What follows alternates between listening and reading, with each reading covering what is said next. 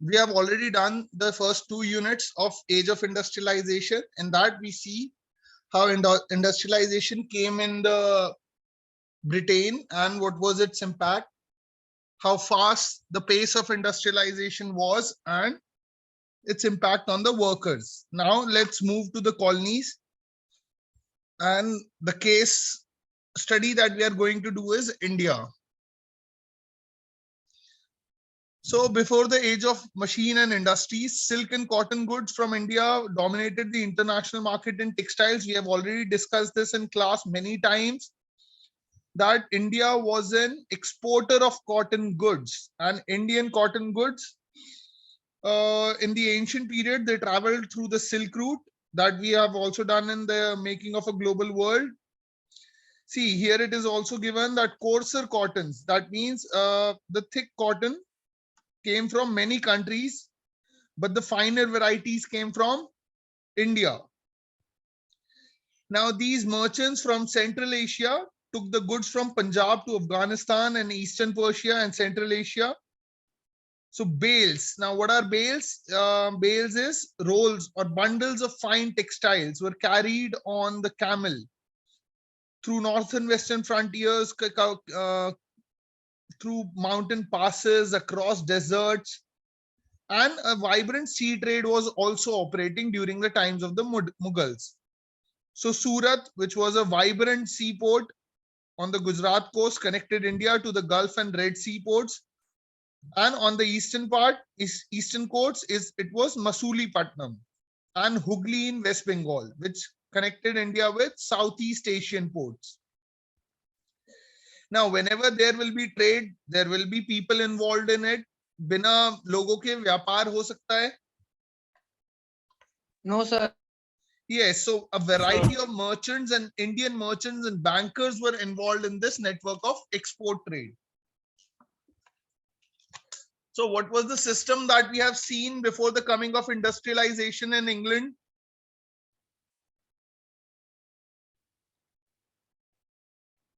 Yes, what was the name of the system which was there in Britain before the coming of factories or industries? Proto-industrialization. Yes, proto-industrialization. So you will see that similar kind of situation also happened in India or was present in India. Okay. Where you would see that production was carried out in rural areas or by artisans and weavers in the countryside, but then it was carried on by merchants. Okay, so here you can see financing these merchants and bankers who were involved in this trade. They financed production, carried goods, and supplying exporters. Now, these supply merchants link the port towns to the inland regions. So, port cities में बहुत बड़े-बड़े merchants होते थे और उनके बीच में होते थे supply merchants. So, what these supply merchants used to do, they used to give advances to the weavers. उनको पहले ही payment कर देते थे, and then they used to buy the woven cloth from weaving villages and then carried the supply to the port towns. In the ports, the big shippers or exporter had brokers wo inse khareedte the, negotiating the price, and bought goods from the supply merchants operating inland. But here it is written by 1750s, this network controlled by Indian merchants was breaking down. Now, why this was breaking down, we have also discussed this in the class that in 1757, the Battle of Plassey took place. 1764, Battle of Buxar. And that tilted the power in the favor of British company, India company. So the European companies gradually gained power. पहले उन्होंने concessions मांगे. पहले जब वो आए, they came here as merchants and traders. They appeared in the court of Mughal emperors. वहां पे उनके लिए बहुत सारे gifts लेकर आए. और उन्होंने बोला कि हमें tax free trade करने दिया जाए. That's how they were permitted to build their first factories in Bengal or in Madras. ठीक है? Then they got the monopoly rights to trade. among the other European companies, Britishers got the monopoly right to trade, that only the Britishers will be able to do trade. But when they become political power, this resulted in the decline of the old ports of Surat and Hooghly. बाद में उन्होंने अपने port establish कर दिए, जैसे कि instead of सूरत, सूरत का जो है decline that happened later. First it was Hooghly, and Hooghly was replaced by which port?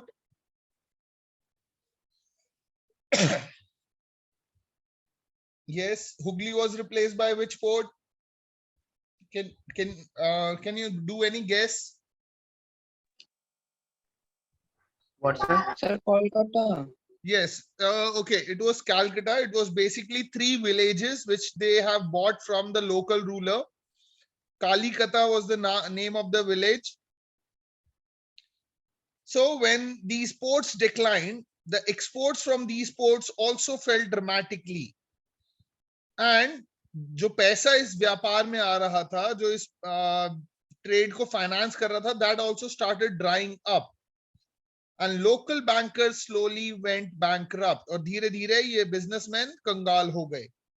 So here you can see in the last years of the 17th century, that means from 1650 onwards, the gross value of trade which passed through Surat was 16 million.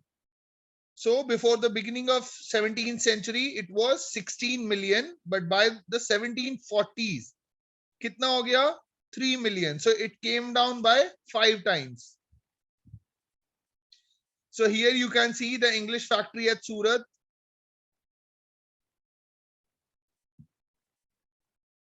So as someone said, yes, Hooghly was replaced by Calcutta and Surat was replaced by Bombay. And this was an indicator of the growth of the colonial power. Now this trade, which was earlier controlled by Indian merchants and bankers, was now began to be controlled by European companies, and it was carried in European ships. So the old trading houses means old trading merchants and bankers who have been doing this for generations. These houses collapsed, and now new merchants will emerge who will join the European trading companies. Right? Clear? Is there any doubt in it? No, sir. Yes. See, as I told you in class, once you are done with the making of global world, age of industrialization is a cakewalk, right? Yes, sir. Okay, now let's see what happened to the weavers. The consolidation of East India Company power after the 1760s. Initially, ऐसा नहीं है that right after they become a political power, it led to a decline in the textile exports from India. British cotton industries अभी भी पूरी तरह expand नहीं हुई थी. ठीक है, हमने अभी भी we have discussed that the first phase of industrialization was from 1800 to 1840s. And Indian fine textiles were in great demand in Europe. So the company initially was keen on expanding textile imports from India. कि यहाँ से कपड़ा खरीद के हम अपने यहाँ लेके जाएं. Now you can see a weaver working. So this is called a handloom. जहाँ पे आप देख सकते हो there are a lot of yarns and then he is weaving fabric. Okay. Okay, before establishing or becoming a political power in Bengal and Carnatic in 1760s and 1770s, जब तक वो political power नहीं बने थे, तो East India Company को यहाँ से कपड़े खरीदने में या कपड़ा खरीदने में बहुत दिक्कतें होती थी, बहुत problems होती थी. They found it difficult to ensure a regular supply of goods for export. क्यों? क्योंकि competition बहुत था. So when there are a lot of buyers, the producers has a advantage. So यहाँ पे competition किस किस के बीच में है? Who are competing for the fine Indian cotton? Sir, French, Dutch, Portuguese, Yes, British. initially East India Company was not the only European company which wanted to trade in India. So साथ ही साथ local traders भी compete कर रहे हैं same market में. So the weavers and supply merchants could bargain and try selling their produce to the best buyer. जो भी पैसे ज्यादा देगा उसको बेचेंगे. So in their letters back to London, many company officials have continuously complained that Indian cotton is very much in demand. There is very high competition and the prices are very high. However, once the East India Company established political power, तो अब जब वो एक political power बन गए और बाकी companies को उन्होंने यहां से भगा दिया या they defeated them in Wars, now they started asserting their monopoly over the right to trade in India.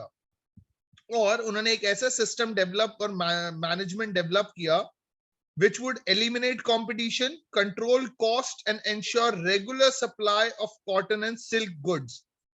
But this was done through a series of steps.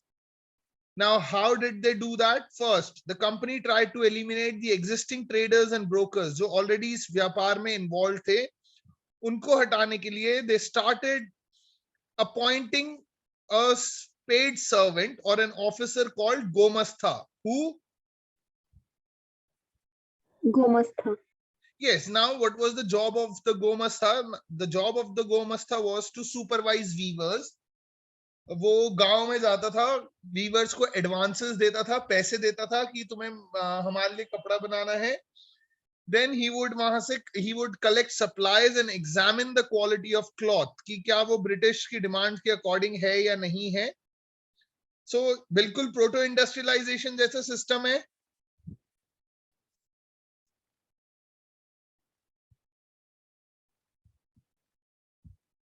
Is it or not? Yes. Yes, sir. Okay. Second, अब जिनको British गोमस्थास ने advances दिए थे, उन्होंने बोला that company viewers किसी और buyer के साथ डील नहीं करेंगे. And one way of doing this was through the system of advances. कि वो पहले ही पैसे दे देते थे कि हमने आपको ऑर्डर प्लेस कर दिया है, now you are not going to give your order to anyone else. So ये अच्छी बात है ना इंडियन वीवर्स के लिए, that you are already getting your payment in advance. Isn't it a good thing? Sir but वो किसी और के साथ ट्रेड ही कर सकते थे, तो मतलब उनको Yes, एक्चुअल प्राइस का पता नहीं exactly. चलता था. That this will turn into a negative or you can say disadvantage for the weavers. So once an order was placed, the weavers were given loans to purchase the raw material for their production. तो जब एक बार order accept कर लेते थे viewers, तो उनको loan दिया जाता था, पैसे दिए जाते थे to find the raw material. Now those who have taken the loan can only hand over their cloth produced to the gomasthas. They could not sell it to any other trader क्योंकि वो एक bond sign हो गया. So as loans flowed in and the demand for fine textiles expanded, weavers eagerly took the advances. खुशी खुशी उन्होंने उस advances को ले लिया कि शायद हमारी कमाई ज्यादा होगी. And similarly, like we have seen in Britain, that many weavers had small plots of land जो वो साथ में cultivate करते थे along with weaving. So weaving was not a main, you can say their main occupation. The main occupation was farming, but along with that, क्योंकि agricultural season 3-3 महीने के होते हैं, उसके बाद बीच में gap होता है, break होता है. So during that period of time, they used to weave cloth या घर के family labor को use करने के लिए. Now, because they have already taken loans and they have to give the cloth within time, so they had to lease out the land and devote all their time to weaving. क्योंकि weaving में सबका काम labor use होता था of the entire family, with children and women all engaged in different stages of the process. Soon, you will see that there were clashes between weavers and gomasthas. क्यों? पहले जो supply merchants होते थे या you can say जो middleman होते थे वो गांव में ही रहते थे. So they had friendly relations with the weavers. गांव में रहने का मतलब है you are like a family, you are like a unit. तो अगर कोई वीवर कभी लेट भी हो जाता था तो supply merchant did not use to make a fuss about it. So they used to take care of their needs and helping them in each other in times of crisis. But these new Gomasthas who were appointed by they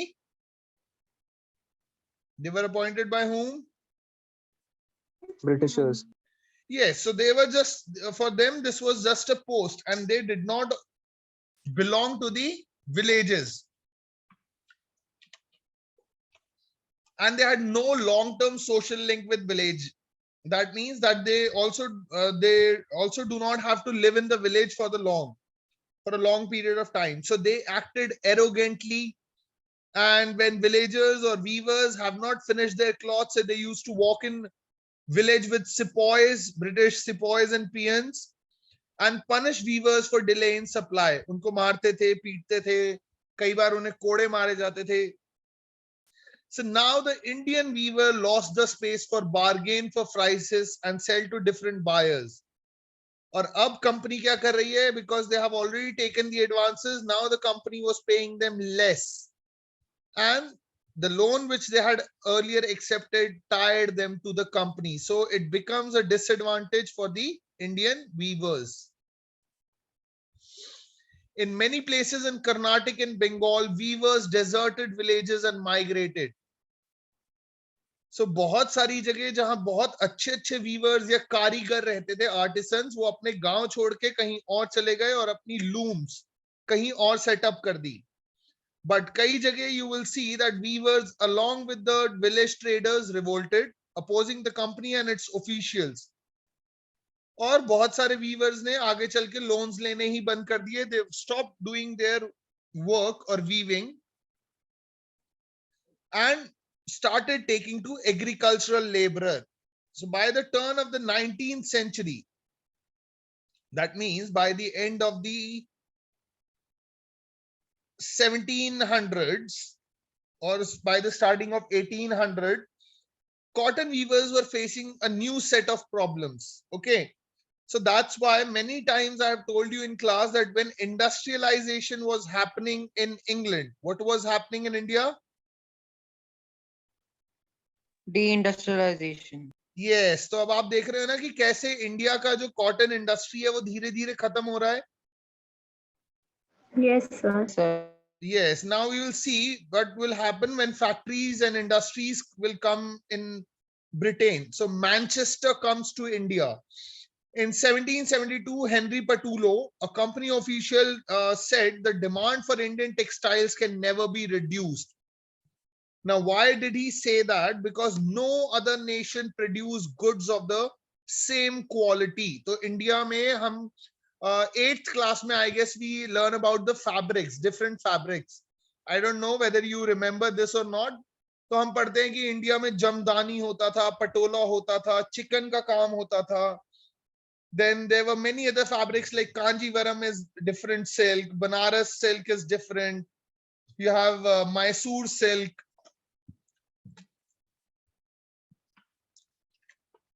And even in manufacturing sector, when you will be doing geography, manufacturing sector, you will come across this thing that though spinning is centralized in India, weaving is highly decentralized because of. We are doing that only. So have you done this topic? Sir, which? Cotton manufacturing. No? No, sir. We have only done classification. Only till Okay, no classification. problem. Whenever you will do that, cotton textiles or cotton textile industry will come this question, and it is very important question, that though spinning is centralized in India, weaving is highly decentralized. Okay, just remember this. Resha ma'am will tell you this question. So you can ask her the reason why this is so. The reason is that because to incorporate traditional and regional patterns. अगर आप देखोगे हर part of country का ना जो pattern है कपड़े का, उसमें आपको अलग डिजाइन्स मिलेंगे. Sorry. So yet by the Henry Patullo 1772 or by the end of the 18th century, ये बोल रहा है कि इंडियन टेक्सटाइल की डिमांड कभी भी कम नहीं होगी, क्योंकि कोई और देश इतनी अच्छी क्वालिटी का फैब्रिक नहीं प्रोड्यूस करता या टेक्सटाइल प्रोड्यूस नहीं करता है. But by the beginning of the 19th century you will see a decline of textile imports from India.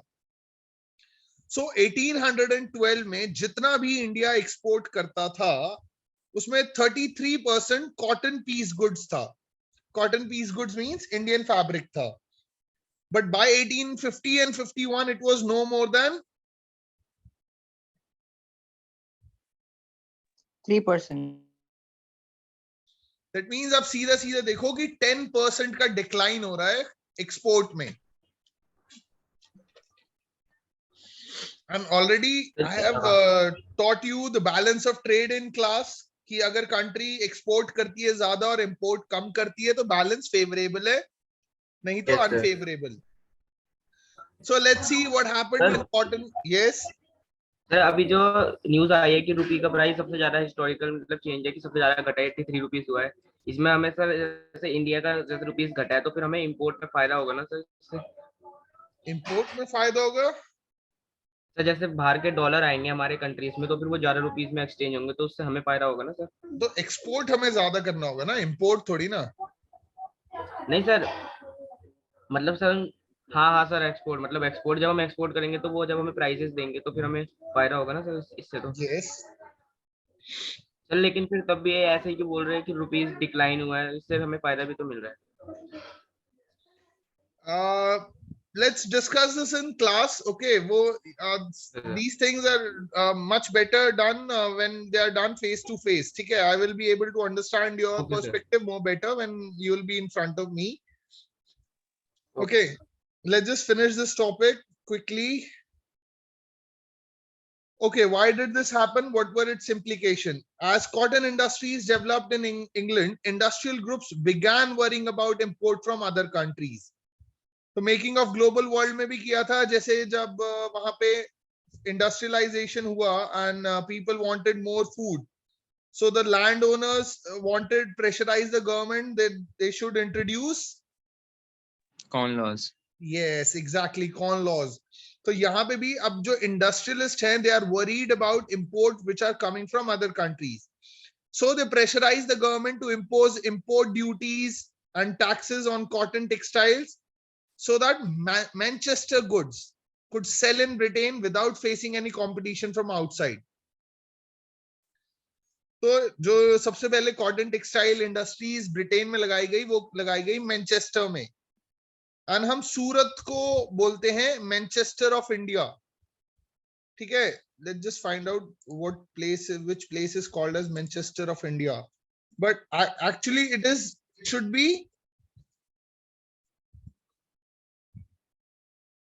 yes, Ahmedabad is called Manchester of India, but it should be the other way around, isn't it?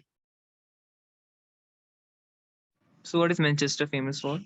Manchester is because Manchester was the first place where cotton industries were set up.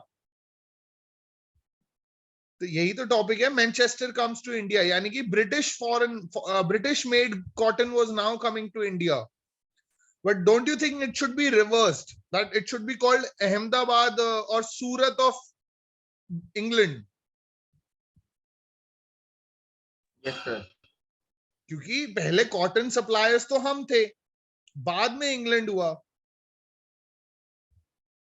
तो उल्टा नहीं बोल रहे हम, जैसे कि हम Shakespeare किसी पोएट को ना बोलते हैं Shakespeare of India, but it should be reversed कि पहले हमने लिखा वहां पे बाद में हुआ, तो उनके हमारे नाम पे उनको रखना चाहिए. But it is because we were ruled by the Britishers, that's why it happened.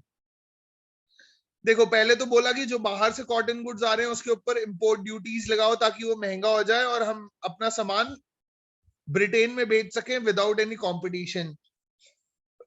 तो first let us sell our product within the country, at the same time let us also sell our product in the international market. तो industrialist ने persuade किया कि east India company जो है वो British manufactured goods को Indian markets में बेचे. Now, exports of British cotton goods increased dramatically in the early 19th century. तो अब आप देखो कि पहले जहां ब्रिटिश जो थे, they were importing cotton goods. Now they become an exporter. Export.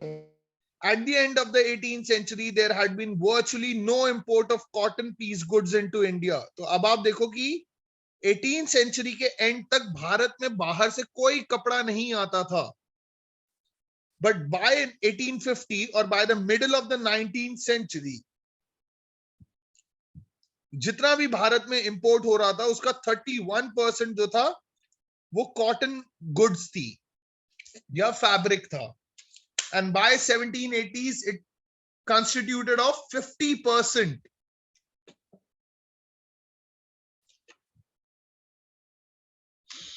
यानी जितना भी इंपोर्ट इंडिया में हो रहा है उसमें 50% कॉटन है. सो इसके लिए, इसकी वजह से कॉटन वीवर्स के लिए क्या प्रॉब्लम हुई? They face two problems at the same time. First, उनकी एक्सपोर्ट मार्केट कोलैप्स हो गई, यानी कि जहां पे उनका कपड़ा बिकता था जाता था वो खत्म हो गया. Local markets shrank being glutted with Manchester imports, क्योंकि ब्रिटिश जो है now they are a political power, तो वो अपना कपड़ा बिना टैक्सेस के बिना ड्यूटीज के इंडिया में बेच रहे हैं. And this cloth was produced by machine eight much lower cost, और बहुत जल्दी भी बन जाएगा क्योंकि मशीन से बन रहा है. Whereas Indian weavers used to do the same thing with hand, and because it was machine made, it was made in a very less time, it was cheap, so the Indian weavers could not compete with the prices. By the 1850s, reports from most weaving regions of India narrated stories of decline and desolation. So by the middle of the 19th century, India में weaving industry या textile industry का decline शुरू हो जाता है. By the 1860s, देखो पहले तो क्या हुआ कि वहां से कपड़ा आना शुरू हो गया जो बहुत सस्ता है. इसीलिए तुमने पढ़ा था ना नेशनलिज्म इन इंडिया में, that khadi could only be afforded by, yes, could not be afforded by poor people By the because it poor. was handmade. Yes, sir. Man-made and Yes, so by the It was 1860s, expensive. yes, it was expensive. So by the 1860s, weavers were now facing a new problem कि भैया अब Britain में industrialisation हो गया तो उसे raw material चाहिए. वो यहाँ पे एक पॉलिटिकल पावर है, so they started exporting raw material to Britain. So Indian weavers को raw material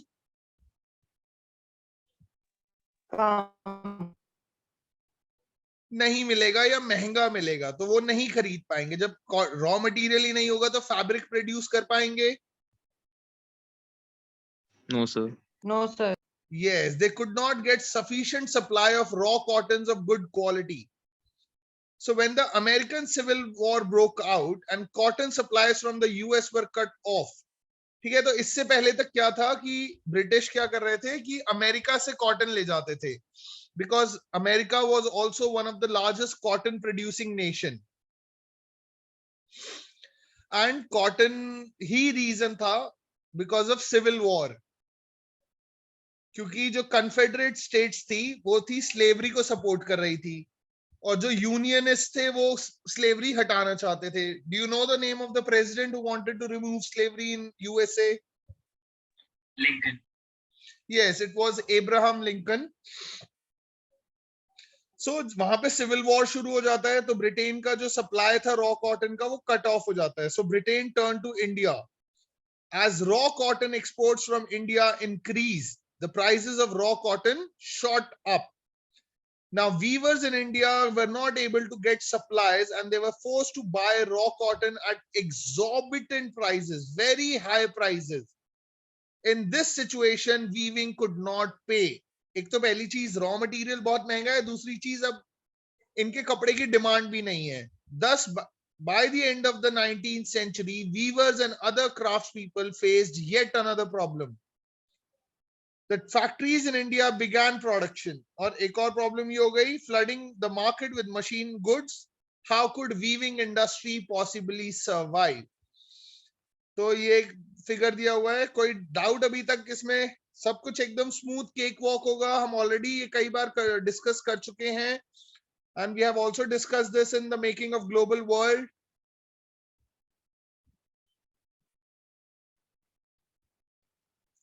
Right? So this is the picture Yes, of sir. Bombay Harbor, a late 19th century drawing. So Bombay and Calcutta grew as trading ports from the 1780s onwards, which marks the decline of the old trading order and the growth of the colonial economy. Now, Unit 4 we will do maybe on Saturday, but it is similar to what you have done in the case of Britain. In Unit 2 जो आपने किया ना, hand labor and steam power.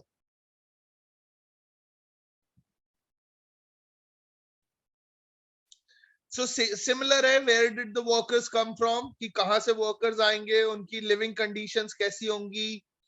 Now here you can see spinners at a work in Ahmedabad mill, और ये एक head jobber है, जिसे हिंदी में क्या कहते हैं? मजदूरों का जो मुखिया होता है, सरदार होता है, उसको हिंदी में क्या बोलते हैं?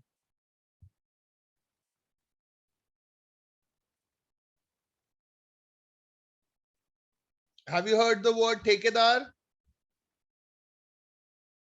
Sir Yes, sir. कॉन्ट्रैक्टर. तो कॉन्ट्रैक्टर कहते हैं. कॉन्ट्रैक्टर या ठेकेदार. तो ये वैसे ही है, हेड जॉबर. इसका काम है लोगों को नौकरी पे रखना या फैक्ट्री में रखने का काम इसका है. You can see, though even he is a worker, but his posture and clothes will emphasize that he occupies a position of authority. Okay, so we will do this either tomorrow in school or on Saturday. So we'll try to finish this chapter before your Diwali break. Otherwise, we'll take another one. We can keep one class before Diwali. Okay, and we will be done with the chapter. Now, market for goods.